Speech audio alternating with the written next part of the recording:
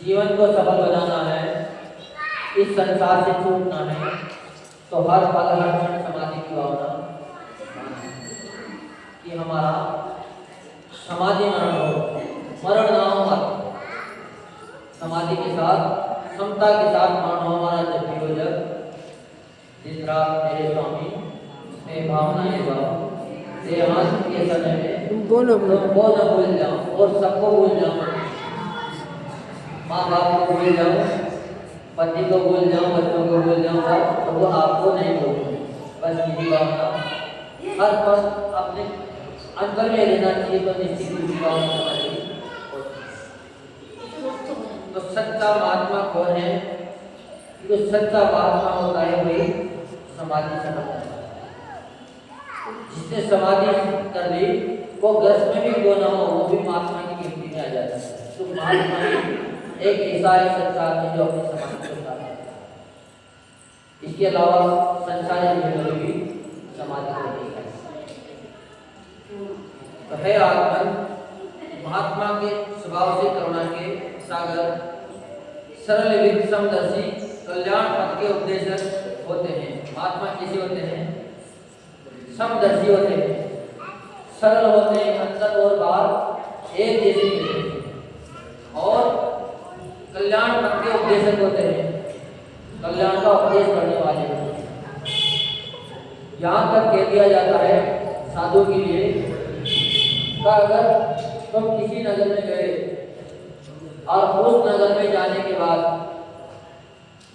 हजारों की लाखों की संख्या थी, पर उस लाखों की संख्या में अगर एक व्यक्ति भी आपको डाउन हो गया तो उस नगर में जाना आपका सार्थक हो गया। एक व्यक्ति अगर आपके दर्द से जुड़ गया तो आपने वो प्रभाव न कर दी जो बड़े बड़े संत हजारों की भीड़ में नष्ट कर पाए, वो साधना आपने थोड़े से सौंप। क्योंकि दर्द से बोली से प्रभावित होना एक अलग बात है। जो व्यक्ति मात्र बोली से प्रभावित होता है वो मंदिर तक ही सीमित रहता है। वो सुनता भी अच्छे से है, गर्दन भी पूरी लाएगा और मनोरंजन खूब करेगा, पर जैसे ही मंदिर की बात आएगा तो उस बात को भूल जाएगा। और जो मात्र उनके व्यक्तित्व से प्रभावित होता है, यानी उनके प्रभावना से उनके चमत्कार से जो प्रभावित होता है वो मात्र घर जाते जाते भूल जाता है। पर जिसके अंतरतल में उनकी स्वभाव की रचना फैल जाती है, अंतर आत्मा से जिसका जुड़ाव हो जाता है, वो व्यक्ति मरने के बाद भी नहीं भूल पाता। तो अपने को जब भी साधु से जुड़े इसी तरीके से जुड़े, सब मरने के बाद में न हो, ताकि जब भी दोबारा जन्म हो तो दोबारा भी उनकी बात मरने पहुंच जाए।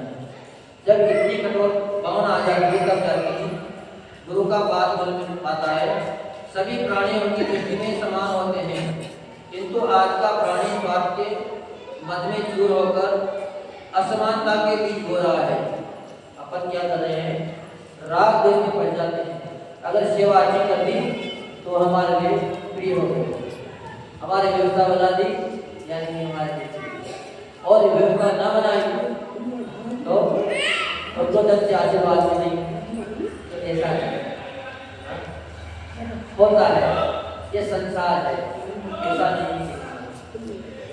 पर जो आज व्यवस्था नहीं बना रहा है वो कल का भाई भगवान हो सकता है। वो हमारे पहले ही, हम तो संसार में रुकते रह जाए, वो पहले से ही आगे पहुंच जाए, हमें उनकी वंदना करना पड़े, ये भी हो सकता है।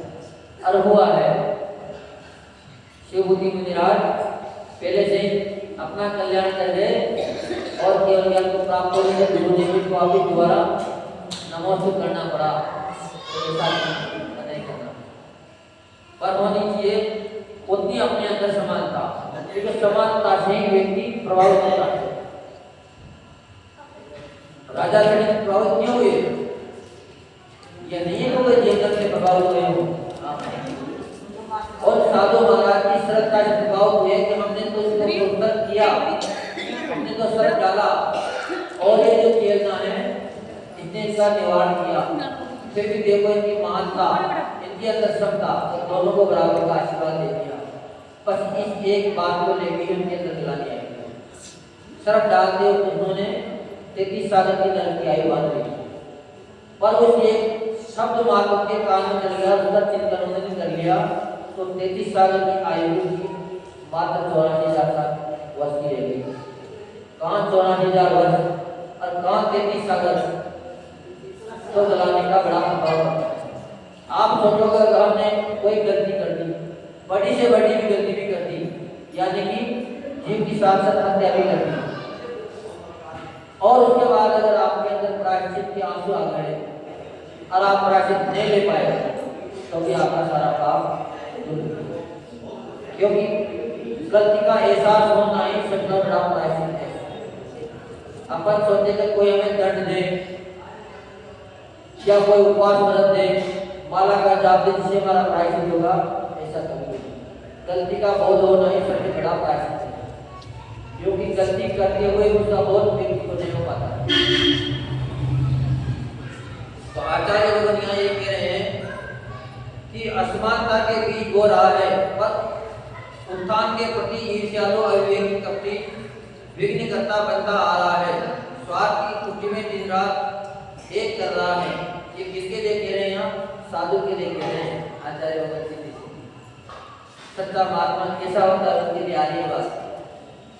सुबह भी आचार्य भगत जी साधु जी का शास्त्र पढ़ रहे थे, तो शिष्य से यहाँ तक भी कहते हैं कि सुअर कहेगा,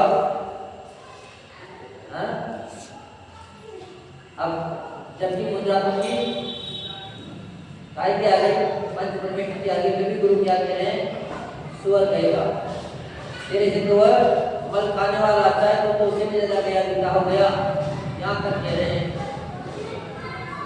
अब उसको सुन के कितना गजब लगा होगा। और अब तो प्राइस नहीं देते, ऐसे प्राइस दे देते पहले कि दादों को गेट पे बिठा देते थे और जितने भी उनके साथ में मुझे कह देते थे सब उनके पेड़ लगा लगा के आई हो डॉक्टर मार मार, फिर भी वो उनको सहन करता था, फिर भी प्राइस नहीं मिलता था। सारे आलोचना को सुन लेंगे और कहते कि वो आचार्य नहीं कोई प्राइस, फिर वहां जाता था वो भी पूरी आलोचना सुन लेते थे और फिर कहते थे कि वो देंगे। ऐसे 7 आचार्य को घुमाते थे। अब उसका कितना बड़ा दिल होगा जो उतनी जगह सारी बातें अपनी कहता होगा और लास्ट में वो भी कहते थे तुम्हें गुरु तुम्हारे गुरु प्राचीन नहीं। फिर वापस गुरु महाराज दोबारा आता, दोबारा फिर आलोचना करता, तब गुरु महाराज प्राचीन तो प्राचीन को ये ऑपरेशन थिएटर है। ऑपरेशन थिएटर में एक बार असावधान किए लेकिन प्राचीन भी असावधान नहीं और गुरु के अंदर ये भी कला होती है अगर कोई बात छिपा ली जाए तो उसको भी अंदर से निकाल लेते हैं। निकालने के समय इतनी प्रशंसा करते हैं, इतनी प्रशंसा करते हैं शिष्य की कि शिष्य बोल के कृपा की जैसे हो जाता है। अब जब कृपा हो जाएगा तो कोई वस्तु अंदर घटेगी नहीं, फिर सारी वस्तु स्वतः ही बाहर आ जाएगी। तो गुरुओं के अंदर बहुत बड़ी कला होती है, आचार्य कैसे नहीं आता है और सारी बात सुनने के बाद वो पता जाते हैं। ये भी सबसे बड़ी बात है। अब जब एक छोटी सी बात नहीं पड़ती यहाँ सुनी और बाहर जाके क्या नहीं सुनी और इतनी सारी बातें सुन के पता जाती है। कई से कई बातें सुनते हैं, बड़ा आश्चर्य होता है कि बात तो विचार में मग्न हो जाते हैं। देखो इसकी क्षमता कैसे आ गई, हम तो इतने सुनी और इतना के नाम ये बहुत बड़ी खूबी होती है आचार्य। जीवन का अमूल्य समय पर निंदा में बिताकर हर्षित हो रहा है। उसकी एकमात्र इच्छा दूसरों को नीचा दिखाने तथा स्वयं को ऊंचा दिखाने की हो रही है। मलिन विचारों से हृदय को संतप्त करता हुआ पल भर भी चैन की सांस नहीं ले रहा है। साधु पुरुष की प्रकृति इससे सर्वथा भिन्न होती है। वह अवगुणों में भी गुणों को तलाशता है, क्योंकि अवगुण तो किसी में है नहीं और गुण भी सब में नहीं। गुण और अवगुण दोनों ही साथ मिलेंगे हर वस्तु। कुछ गुण है तो कुछ अवगुण भी है। चाहे कोई सी अवश्य वस्तु ही क्यों ना हो, उसमें भी कुछ गुण है। अवश्य में भी गुण है तो उसमें से मात्र गुण ले लेना चाहिए और अवगुणों को छोड़ देना चाहिए। हम छोटे देते दादाजी कहते थे कि बेटा अगर शिक्षा तो कोई हरिजन भी तुम्हें दे दे, मेहतर के अंदर भी कोई गुण हो तो उसकी भी गुण ले लेना, पर महाजन के भी अवगुण मत लेना कभी। अगर उनमें अवगुण दिख जाए तो महाजन यानी महान पुरुष, सज्जन पुरुष, उसमें भी अगर अवगुण है तो उसकी अवगुण बिल्कुल मत लेना। मेहतर में भी अगर कोई गुण है तो उसके भी गुण ग्रहण कर लेना चाहिए। तो बहुत बड़ी बात यहाँ आचार्य को बता रहे हैं कि स्वोत्थान की भावना से बहुत प्रोत रहता है। वास्तव में महात्मा तो सद्गुणों की खान है। एक ऐसा प्रकाश स्तंभ है जिसके आलोक में शिवपत की राह में निर्बंध बढ़ाया जा सकता है। वह ऐसा चंदन वृक्ष है जिसकी सुगंध से आही समूह भी किंचित विकृत नहीं कर पाते, यानी कि उसकी सुगंध नागों को भी अपने पास बुला लेती है। जब जो तो बहुत ज्यादा नागदा आएंगे तो डसेंगे, पर वो भी मगन होकर उसको छेड़ने की कोशिश करता है। ऐसे ही महात्मा का स्वभाव होता है। महात्मा के पास सब जन भी आते हैं और दूसरे भी आते हैं। एक घटना मुझे हमने सुनाया होगा आचार्य गुरुराचार्य महाराज का। हमारे गुरुदेव की जब दीक्षा हुई थी में तो वहाँ डाकों का पकड़ चल रही थी, दर पकड़ जबरदस्त।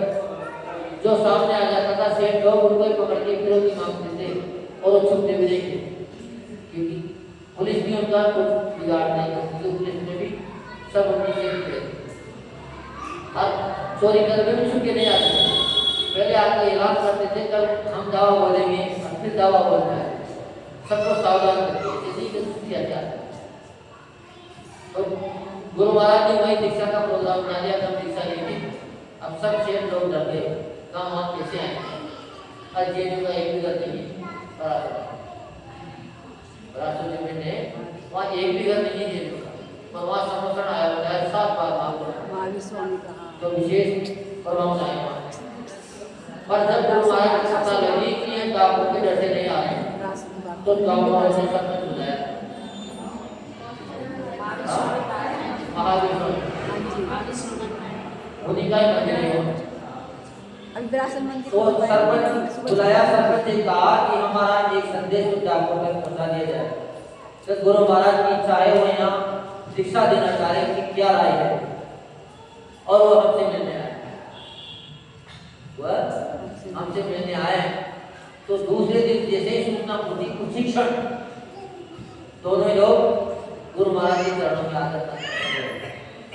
और गुरु महाराज कुछ बोल नहीं पाए, इसके पहले कह दिया कि हमने आपका आदेश सुन लिया, जब तक आपका प्रोग्राम नहीं हो जाएगा तब तक यहाँ किसी की एक सुई भी नहीं घुस सकती, और जितनी आपकी व्यवस्था होगी सारी व्यवस्था हम लोग करेंगे, यहाँ तक कि आपकी सेवा में यहाँ हाजिर भी रहेंगे सामने, पर हमें कोई बेटा नहीं करेगा। तो पूरी दीक्षा का इंतजाम उन्होंने किया। प्रतिदिन तो 3 गोलियों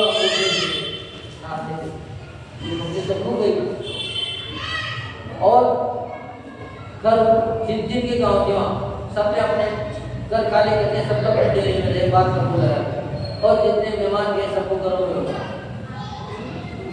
ऐसा उसका प्रभाव पड़ जाता है कि साधु पुरुष का महान प्रभाव सो कहीं पड़ जाता है। शायद बिना इंतजाम की बड़ी दिशा कर किसी ने दी होती, तो साधु पुरुषों का इतना विशेष प्रभाव होता है, और वही साधु पुरुष में उत्तम समाज का दान करता है।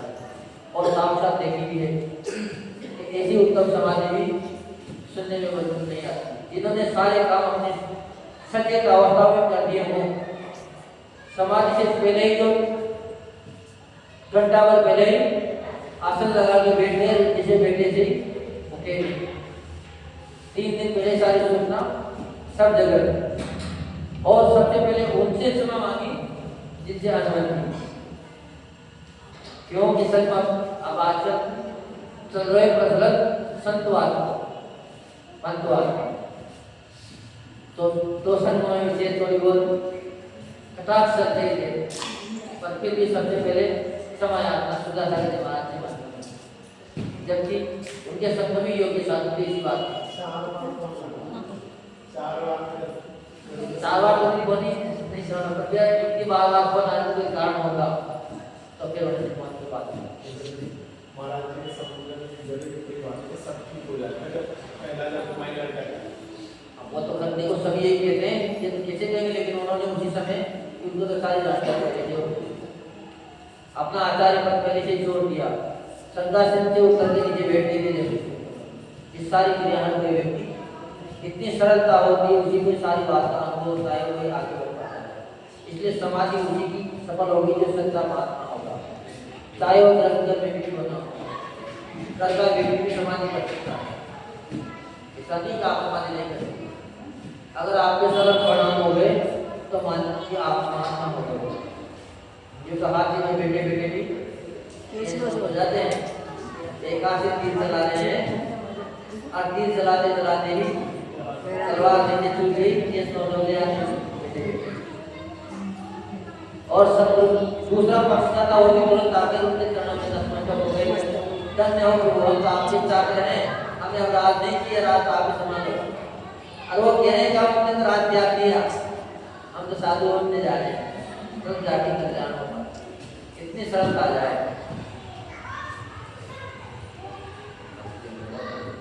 तो इसीलिए अगर आपको समाधि पालन करना है तो बिल्कुल अपने जीवन को सरल बना लेना चाहिए, है ना। जितने अपन सरल हो जाएंगे उतना ही अपना मरण सार्थक हो जाएगा। जीवन में उसी प्राणी का मरण सार्थक है जो समाधि पूर्वक देह का विसर्जन करता है। व्रत नियम संयम मार्ग पर चलते हुए साधक की शोभा समाधि में ही मानी गई। अगर समाधि धारण नहीं करी तो साधु बनने के बाद में उन्होंने कितनी भी तपस्या कर ली हो, इतने भी अच्छे पुरोहित कर लिए हो, पर उस साधु की भी कोई वैल्यू। साधु के लिए समाधि ही सबसे बड़ा उत्तम उपाय है। अगर उनको समाधि हो गई तो कहते हैं कि अगर उनको समाधि हो जाती तो 3 गौ से ज्यादा उनको नहीं लगता, और जगत में भी समाधि हो गई तो 7-8 गौ में उनका निर्माण हो जाता। तो ऐसे महान आचार्य के सामने में जिन्होंने मुझे साधना की है, समाधि साधिका विद्यासागर योग, चाहे विराट सागर योग, ये बहुत से आचार्य हैं। आज को इतना विशेष किया था। अभी तो लोग कहते थे अगर कोई तंत्र मंत्र करने लग जाए तो क्या तुम्हारा करते हैं कहते थे खराब। और आचार्य महाराज एक तंत्र विद्या में, मंत्र विद्या में इतने प्रधान विद्वान थे कि छत पे बैठ कर शिष्यों को पढ़ा रहे हैं। क्या कर रहे हैं? छत पे बैठे बैठे शिष्यों को पढ़ा रहे हैं, और सामने रोड पे कम से कम 50 फीट दूर एक अर्थी को लेकर चलाने जा रहे हैं लोग। वही कहते कि ये व्यक्ति जिंदा है, तो शिष्य से जाओ तो तुरंत रोको। वहाँ गए तक वो नहीं रुकी, आगे बढ़ गए। फिर दोबारा आते तुम जाओ, जबरदस्ती रोको। ऐसा भी उनके पैर पकड़ लेना पर तो जल्दी रोको। दोबारा जैसे गए थे तो उसने कह दी भैया आप सुन लियो कोई बात। दोबारा भी लौट के आगे, इसका मतलब है कि गुरु महाराज ने कुछ देखा हुआ कि टेंशन बहुत ही होते हैं, और अगर मना भी गया होगा उनकी बात असत्य भी निकल जाए तो आधा घंटा बाद जलाना चाहिए, क्यों न रुक जाए।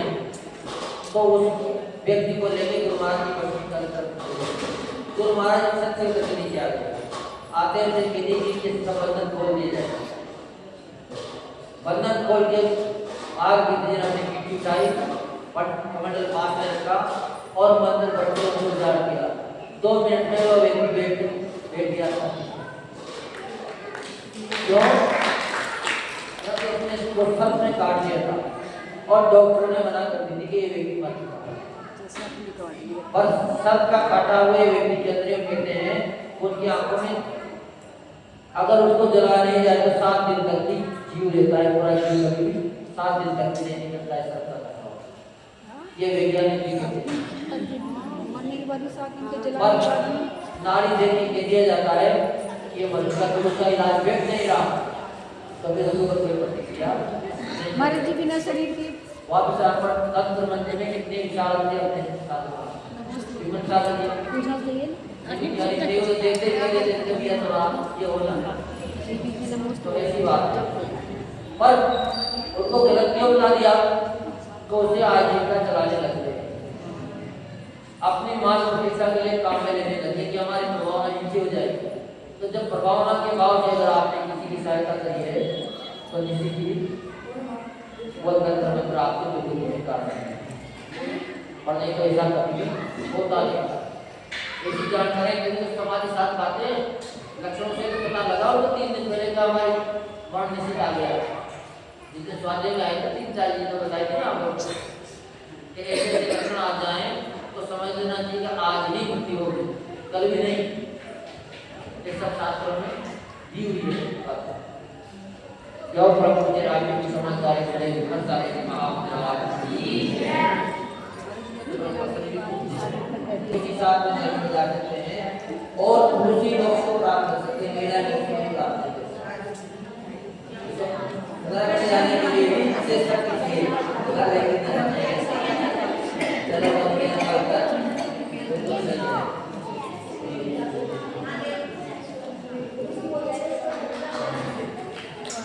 स्वर्ग के देव लोग मुझे निरंतर संबोधन करने जा सकते हैं।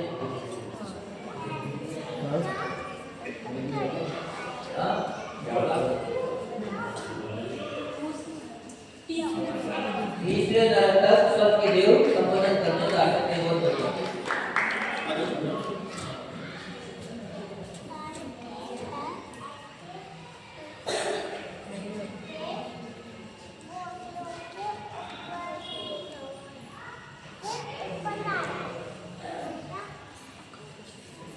क्या सम्यक दृष्टि जीवी नरक में जा सकता है?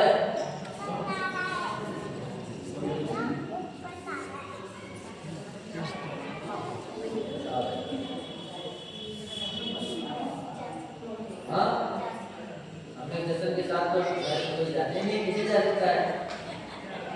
जा सकता है? कौन से नरक में जा सकता है? हाँ? नहीं जा सकता है।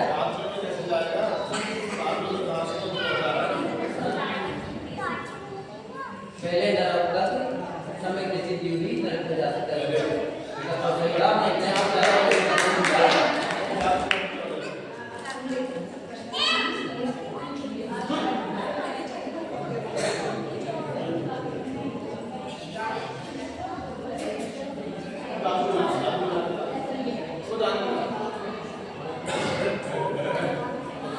चलो स्वाध्याय लोग बता सकते हैं।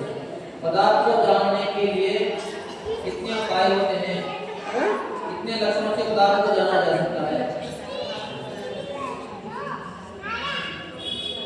द्रव्य को कैसे जाना जा सकता है? कितने मतलब ये तो कोई मतलब है।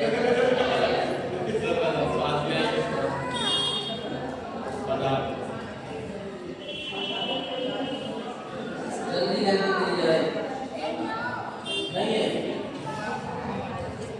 हाँ? परमाणु नए निक्षेप के द्वारा ले मुझे दे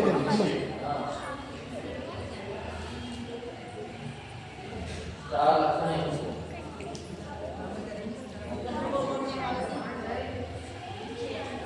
परमाणु नए निक्षेप और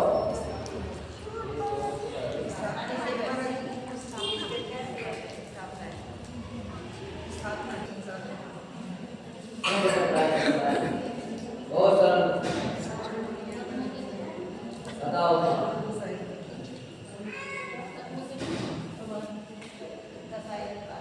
हाँ, मेन कारण नहीं होता है।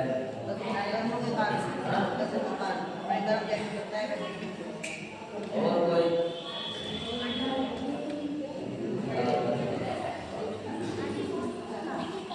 मोह के कारण तो मोह का करके राग द्वेष होगा। मोह नहीं करता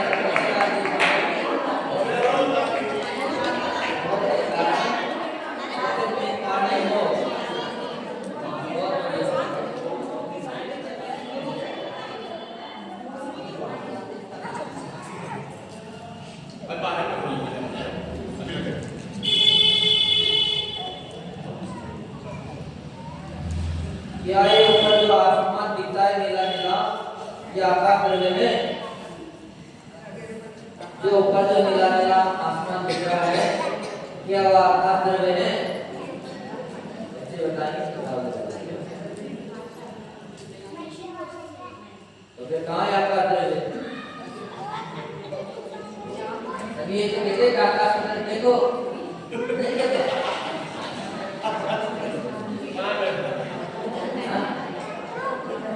आकाश द्रव्य तो सर्वत्र है, और वो जो दिख रहा है वो अपने आकाश द्रव्य नहीं हो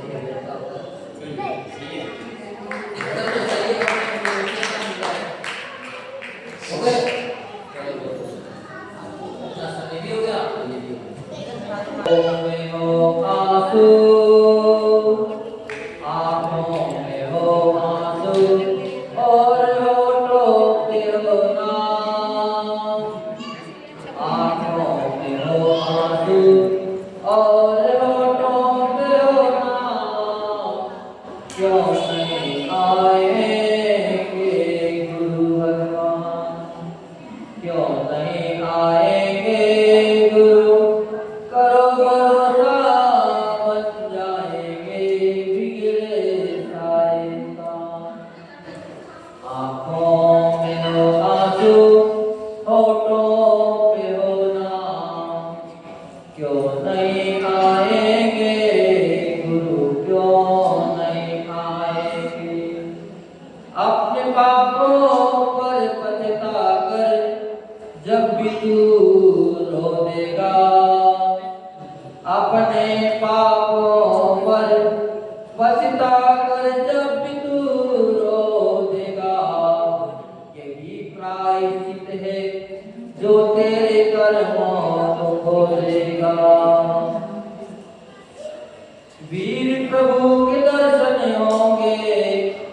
पाओगे आराम। आंखों में हो आंसू और होठों में हो नाम। करो भरोसा बन जाएंगे सारे बिगड़े काम। आंसू है वो दर्पण, आंसू है वो दर्पण जिसमें रूप गुरु का बसता है। ऐसे रोने से मिल जाए तो भी मांगो वो सस्ता है। ऐसे रोने से भी मिल जाए तो मानो वो सस्ता है। कितने मांगे गुरु मिलते कितने सस्ते दाम।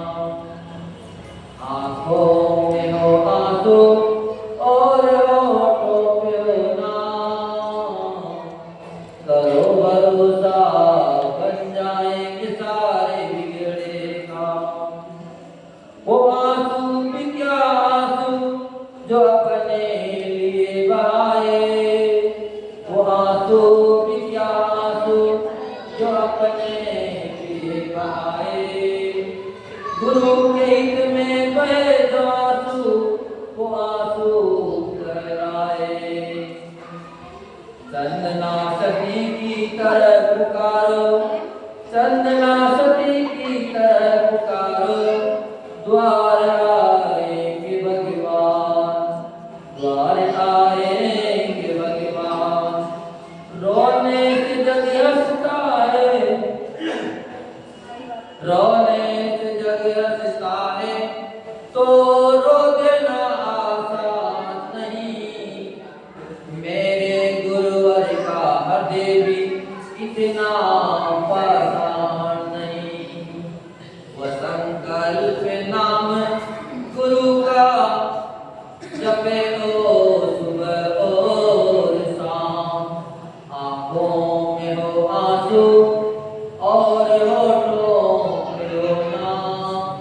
क्यों नहीं आएंगे गुरु करो भरोसा बन जाएंगे सारे बिगड़े काम। जो परम पूज्य राजन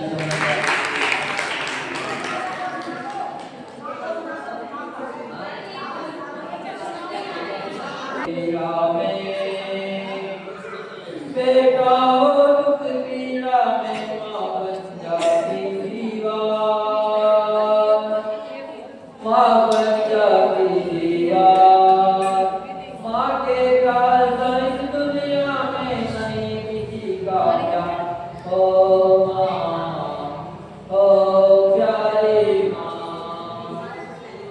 माँ की गोद में बेटा जब चैन से सोता है। माँ की गोद में बेटा जब चैन से सोता है। बेटा जैसा और किसी का कौन न होता है। किलकारी भर भर कर माँ का करता दीदार। माँ के प्यार से इस दुनिया में नहीं किसी का प्यार। ओ माँ, ओ प्यारी माँ। बेटा जब जब रोता है, बेटा जब जब रोता है माँ रोए गाती है।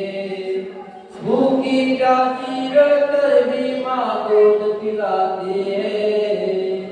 गंदा सूरज अश्रु बहाते पानी माँ का प्यार। बेटा हो दूध पीला माँ बन जाती दीवार। ओ माँ, ओ प्यारी माँ। कोटि बंगला रुपया पैसा, कोटि बंगला रुपया पैसा सब ये तो आराम। माँ बिन सोना घर का नहीं। माँ को करो प्रणाम। माई घर की तुलसी है, माई घर की तुलसी है। रौनक घर का श्रृंगार। माँ के प्यार सा इस दुनिया में नहीं किसी का प्यार। ओ माँ, ओ प्यारी माँ। पर जैसे शादी होती तो माँ को बेटा भुला देता है बोलते। जीवन संगनी पाकर माँ का प्यार भुलाएगा, जीवन संगनी पाकर माँ का प्यार भुलाएगा। घर में दीवानी होगी पर कुछ न पाएगा, माही घर की दीवाली होली घर का त्योहार। माँ के प्यार सा इस दुनिया में नहीं किसी का प्यार। ओ माँ, ओ प्यारी माँ, अपनी खुशियाँ कर न्योछावर देती है खुशियाँ। बेटा समझे ना ये दुनिया, माँ चलती है कांटों पर देती फूलों का बहार। माँ के प्यार सा इस दुनिया में नहीं किसी का प्यार। ओ माँ, ओ प्यारी माँ, दुनिया छूट भी जाए माँ का कभी न छूटे साथ। माँ ने पकड़ा हाथ हमारा पकड़ो माँ का हाथ। सबकी रखवा चरणों में बन जाओ श्रवण कुमार। माँ के प्यार सा इस दुनिया में नहीं किसी का प्यार। ओ माँ, ओ प्यारी माँ, राम कृष्ण महावीर ने माँ का मान बढ़ाया है। जादू कर याद जगत में माँ को पाया है। सदा चिरायु सुखी रहो भारत माँ करेगा। बेटा हो दुख पीड़ा में माँ बन जाती दीवार। माँ के प्यार सा इस दुनिया में नहीं किसी का प्यार। ओ माँ, ओ प्यारी माँ, जो प्रभु मुझे राज्य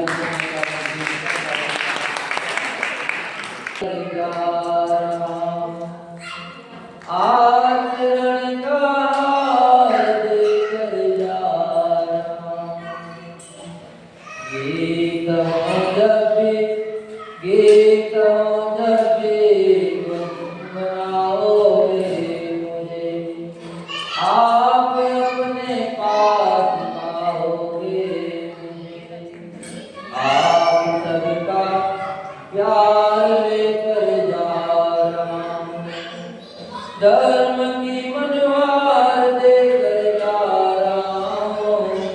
प्यार का उपहार देकर जा रहा हूँ, मिल कर रखना सिखाकर जा रहा हूँ। आप सबका प्यार लेकर जा रहा हूँ। जो हुई त्रुटि भूल से अज्ञान से, जो हुई त्रुटि भूल से अज्ञान से, मांगते हैं क्षमा की मान से।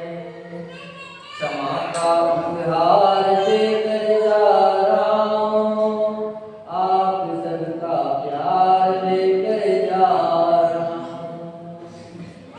भूल कर भी न भुला पाओगे तुम, भूल कर भी न भुला पाओगे तुम। होंगे जब तन्हा में तो याद आएंगे हम। प्रेम का विवाद देकर जा रहा हूँ, आप सबका प्यार लेकर जा रहा हूँ। आचरण का हार देकर जा रहा हूँ, आप सबका प्यार लेकर जा रहा हूँ। जो प्रभु मुझे राज्य में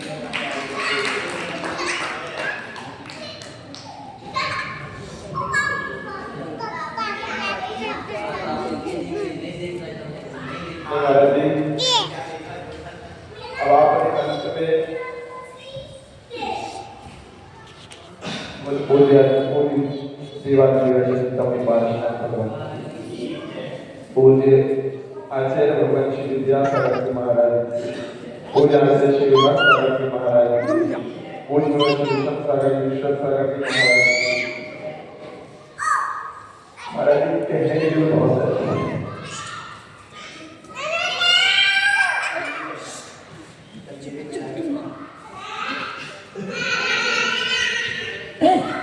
मैंने सुबह तो मैं नहीं आऊँगा, बहुत भाव है। आपने शब्द बोला थे कि मैं अन्य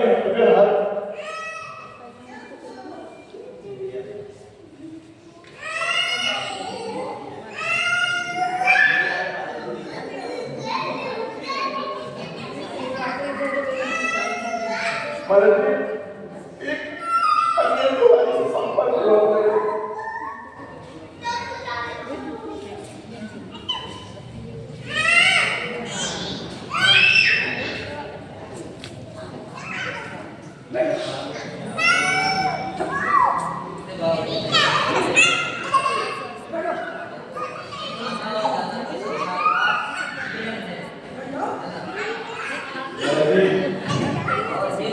एक अनियत से संपर्क हुआ था, वो खेतु संत से एक अनियत से संपर्क हुआ था खेतु संत से, पर हमारे बीच में थे वो अरिहंत से।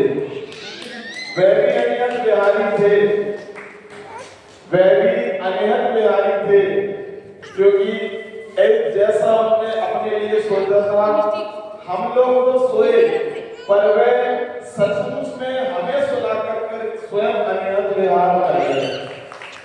वो है जब आपने वो बात बोली तो आज दिन भर में तो वही चिंतन चल रहा था कि महाराज जी अनियत विहार करेंगे, अब हम अनियत विहार करेंगे। आचार्य विद्यासागर जी तुम्हारे चार दो मन कसोट रही थी, वो एक शब्द अनियत विहार वाला कि जिनसे हम जुड़ जाते हैं वे हमारे दिमाग को आगे जा करके आपको लगता है कि अनियत विहार ये पर्याय इस पर्याय में पुनः आपका दर्शन होगा कि नहीं होगा, ये लगता है महाराज जी हमको वैसे जबरदस्त था, पर रात में जैसे मेरे पास खबर आई मेरा संभलना मुश्किल था, क्योंकि उनने इतने उपकार किए मेरे ऊपर और मैं उस समय वहां नहीं था जब उनका अंतिम क्षण था।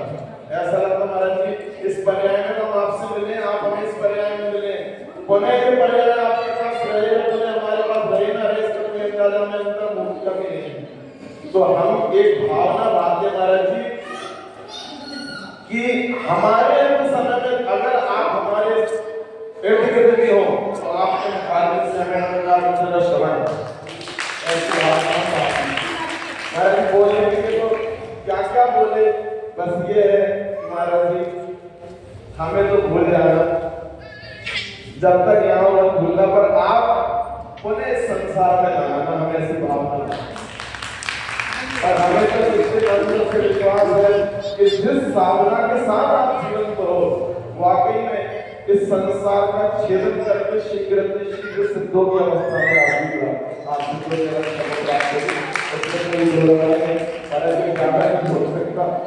मैं शब्दों को बड़ी मुश्किल से निकाल रहा हूँ, ये कंठ अवरुद्ध हो रहा है, पर क्या करें भावनाएं व्यक्त हो जाती हैं।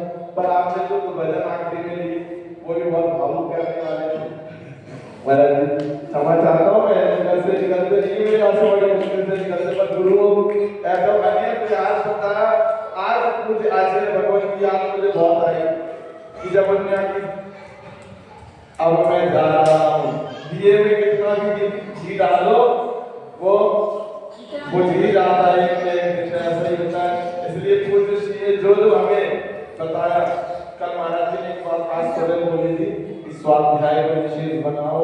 वाकई में स्वाध्याय हमारे जीवन का एक अध्याय है, उसको स्वाध्याय को खोल करके आप लोग अपनी गति का अच्छे से अपनी गति को सुधार सकते हैं। पंडित को बुलाने में विद्वान को बुलाने में आपको बड़ा सुनने का ये मेरा कोई विशेष पुण्य का उदय है कि मैंने रूम आपको सबको मालूम है, सभी लोग जानते हैं, मैंने यहाँ पे कमरे तो उस्मानपुर से ब्रह्मपुरी तक बहुत देखे, पर मेरे को सिर्फ ये जनाले ऐसा जनाले चाहिए था कि मैं अपने घर से रोज दुपट्टा पहन के आऊँ, और इतना मेरा पुण्य है कि मंदिर के सामने मुझे जनाले घर मिलेंगे।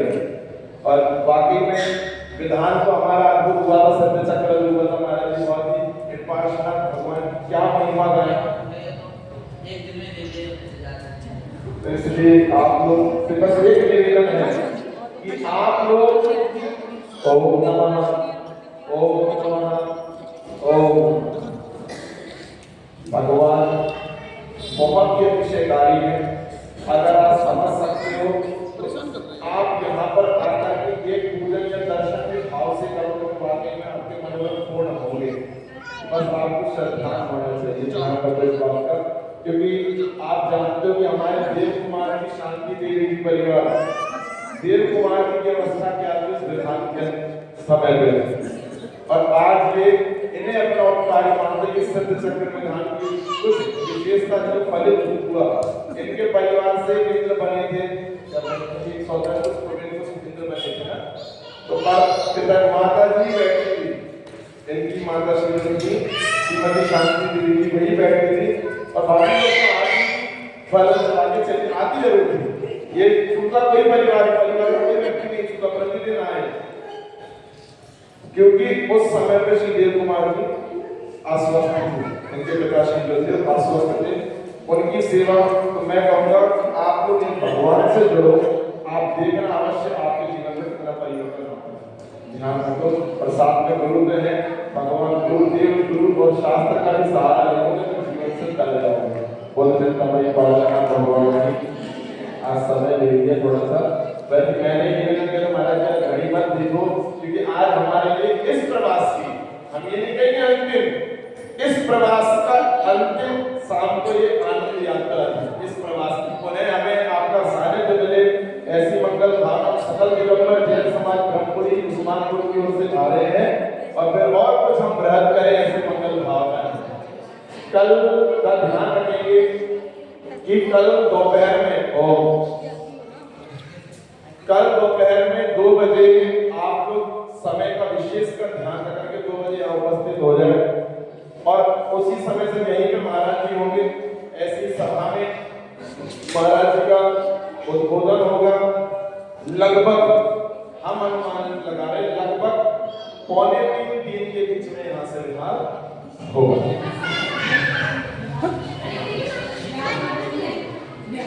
हाँ, तो आप लोगों को 2 बजे 2 बजे जाएंगे ना हमारा। अब वो तो देखो सुनो मेरी बात, ये मेरी बात सुनो, महाराज जी बिहार करेंगे, हम उनके पीछे जहाँ हो जाएंगे वहाँ हम जाएंगे। अब हम थोड़ा कुछ कह सकते हैं,